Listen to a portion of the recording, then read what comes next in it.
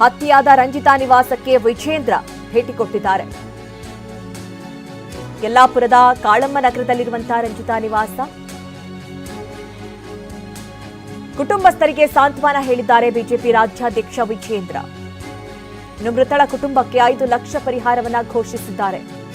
ಬಿಜೆಪಿಯಿಂದ 5 ಲಕ್ಷ ಪರಿಹಾರವನ್ನ ಘೋಷಣೆ ಮಾಡಲಾಗಿದೆ. ನೋಡಿ, ಮುಸ್ಲಿಂ ಯುವಕನಿಂದ ಹಿಂದೂ ಮಹಿಳೆಯ ಭೀಕರ ಹತ್ಯೆ ಆಗಿತ್ತು. ನಿನ್ನೆ ರಂಜಿತಾಳನ್ನ ಕೊಂದಿರುವಂತಹ ಆರೋಪಿ ರಫೀಕ್ ನಂತರ ತಾನು ಕೂಡ ಆತ್ಮಹತ್ಯೆಯನ್ನ ಮಾಡಿಕೊಂಡಿದ್ದ.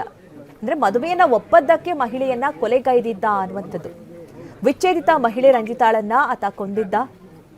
ಅದಾದ ನಂತರದಲ್ಲಿ ಆತ ಕೂಡ ನೇಣು ಬಿಗಿದುಕೊಂಡು ಆತ್ಮಹತ್ಯೆಯನ್ನ ಮಾಡಿಕೊಂಡಿದ್ದ.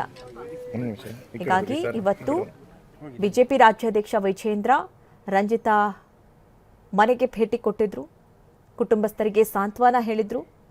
ಜೊತೆಗೆ 5 ಲಕ್ಷ ರೂಪಾಯಿ ಬಿಜೆಪಿಯಿಂದ ಪರಿಹಾರವನ್ನ ಘೋಷಣೆ ಮಾಡಿದ್ದಾರೆ. ಈ ವಿಚಾರದಲ್ಲಿ ಇದು ಲವ್ ಜಿಹಾದ್ ಅನ್ನುವಂತಹ ವಿಚಾರಕ್ಕೆ ಹಿಂದೂ ಕಾರ್ಯಕರ್ತರು ಕೆರಳಿ ಕೆಂಡವಾಗಿದ್ರು. ಈ ಕುರಿತಂತೆ ಪ್ರತಿಭಟನೆ ಕೂಡ ನಡೆಸಿದ್ರು.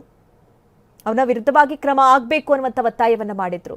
ಆದರೆ ಆತನೇ ಆತ್ಮಹತ್ಯೆ ಮಾಡಿಕೊಂಡು ಸಾವನ್ನಪ್ಪಿದ್ದ.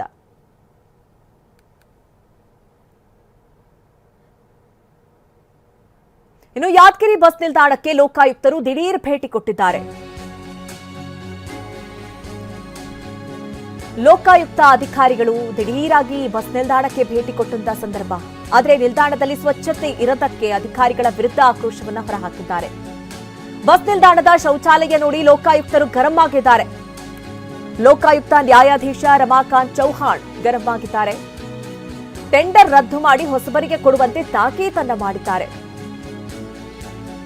ಹೆಚ್ಚಿನ ಹಣ ಪಡೆಯಲಾಗ್ತಾ ಇದೆ ಅನ್ನುವಂತಹ ದೂರು ಕೂಡ ಬರ್ತಾ ಇದೆ. ಹೀಗೆ ಮುಂದುವರೆದರೆ ಕ್ರಮ ಕೈಗೊಳ್ತೀವಿ ಅಂತ ಎಚ್ಚರಿಕೆ ಕೊಟ್ಟಿದ್ದಾರೆ ಲೋಕಾಯುಕ್ತರು. ಯಾದಗಿರಿಯಲ್ಲಿರುವಂತಹ ಏಮ್ಸ್ ಆಸ್ಪತ್ರೆಗೂ ಕೂಡ ಭೇಟಿ ಕೊಟ್ಟಿದ್ರು. ಸರಿಯಾದ ಚಿಕಿತ್ಸೆ ನೀಡದ ವೈದ್ಯರಿಗೂ ಕೂಡ ತರಾಟೆಯನ್ನ ತೆಗೆದುಕೊಳ್ತಾ ಇದ್ದಾರೆ. ನೋಡಿ, ಲೋಕಾಯುಕ್ತರು ಆಸ್ಪತ್ರೆಗೆ ಭೇಟಿ ಕೊಟ್ಟಂತಹ ಸಂದರ್ಭದ ದೃಶ್ಯಗಳನ್ನ ಗಮನಿಸ್ತಾ ಇದ್ದೀರಿ. ಜಿಮ್ಸ್ ಆಸ್ಪತ್ರೆಗೂ ಕೂಡ ಭೇಟಿ ಕೊಟ್ಟು ಅಲ್ಲಿ ವೈದ್ಯರಿಗೂ ಕೂಡ ತರಾಟೆಯನ್ನ ತೆಗೆದುಕೊಂಡಿದ್ದಾರೆ. ಸರಿಯಾದ ಚಿಕಿತ್ಸೆಯನ್ನ ನೀಡಿಲ್ಲ, ಸರಿಯಾದ ಚಿಕಿತ್ಸೆಯನ್ನ ನೀಡಬೇಕು, ರೋಗಿಗಳಿಂದ ದೂರ ಬರ್ತಾ ಇದೆ ಅಂತ ಹೇಳಿ ವೈದ್ಯರಿಗೂ ಕೂಡ ತರಾಟೆಯನ್ನ ತೆಗೆದುಕೊಂಡಿದ್ದಾರೆ. ಹಲವು ಕಡೆ ಇವತ್ತು ಲೋಕಾಯುಕ್ತರು ಭೇಟಿ ಕೊಟ್ಟರು.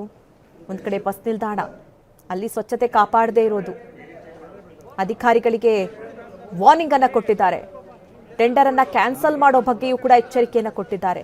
ಇನ್ನು ಆಸ್ಪತ್ರೆಗೂ ಕೂಡ ಭೇಟಿ ಕೊಟ್ಟು ಅಲ್ಲಿ ರೋಗಿಗಳನ್ನ ಕೂಡ ಮಾತನಾಡಿಸಿದ್ರು. ಯಾವ ರೀತಿ ಟ್ರೀಟ್ಮೆಂಟ್ ನಡೀತಾ ಇದೆ, ವೈದ್ಯರು ಸರಿಯಾಗಿ ಸಹಕರಿಸ್ತಾ ಇದ್ದಾರಾ, ಟ್ರೀಟ್ಮೆಂಟ್ ವ್ಯವಸ್ಥೆ ಎಲ್ಲ ಯಾವ ರೀತಿ ಇದೆ, ಇದೆಲ್ಲವನ್ನ ಕೂಡ ಪರಿಶೀಲಿಸಿದ್ದಾರೆ. ಸರಿಯಾದ ಚಿಕಿತ್ಸೆ ಆಗ್ತಾ ಇಲ್ಲ ಅಂತ ಹೇಳಿ ರೋಗಿಗಳೇ ಪದೇ ಪದೇ ದೂರನ್ನ ನೀಡ್ತಾ ಇದ್ರು. ಈ ವಿಚಾರಕ್ಕೆ ಸಂಬಂಧಪಟ್ಟಂತೆ ಇವತ್ತು ದಿಢೀರಾಗಿ ಲೋಕಾಯುಕ್ತರು ಎಂಟ್ರಿ ಕೊಟ್ಟರು. ಅಲ್ಲಿ ಆಸ್ಪತ್ರೆಯಲ್ಲಿ ಗಮನಿಸ್ತಾ ಇದ್ದೀರಿ, ಪ್ರತಿಯೊಂದು ಬೆಡ್ಗಳ ಪರಿಶೀಲನೆ ಕೂಡ ಆಗ್ತಾ ಇದೆ.